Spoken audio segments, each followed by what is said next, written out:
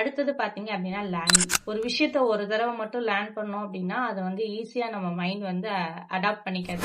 நம்ம என்ன பண்ணணும், திரும்ப ரொட்டீனாவே நம்மளோட கோலை நம்ம செட் பண்ணிட்டோம் அப்படிங்கும்போது எதை நோக்கி, இப்ப நான் ஒரு லாயர் ஆகணும், எல்எல்பி நான் படிக்க போறேன் அப்படின்னா அந்த எல்எல்பி பத்தின நாலேஜ் எனக்கு இருக்கணும்.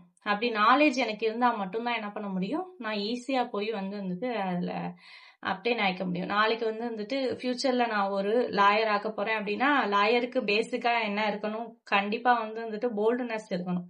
சோ அப்ப அந்த போல்ட்னஸ் என்கிட்ட இருக்கா, நான் வந்து கரெக்டா தான் பேசுறேன்னா, என்னோட வந்துட்டு எப்படி என்னோட பர்சனாலிட்டியை நான் டெவலப் பண்ணிக்கலாம் அப்படிங்கிற மாதிரியான அந்த மைண்ட் செட்டை வந்து நான் என்ன பண்ணணும் அப்படின்னா அதை நோக்கி வந்துட்டு நான் நிறைய லேர்ன் பண்ணணும். எனக்கு அந்த விஷயங்கள் என்ன அப்படிங்கறத நான் தெரிஞ்சுக்கணும். அப்ப என்னோட கோலை நோக்கி என்ன பண்றேன், நான் ஒவ்வொரு இடமா வந்துட்டு முன்னேறி போய்க்கிட்டே இருக்கேன்.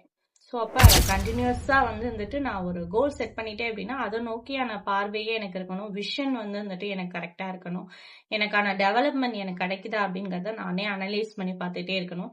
என்னை சுத்தி வந்துட்டு எப்படி இருக்கணும் அப்படின்னா பாசிட்டிவான ஒரு எனர்ஜெட்டிக்கான ஒரு பீப்புள்ஸை வந்துட்டு நான் அப்டெயின் பண்ணி வச்சுக்கணும்.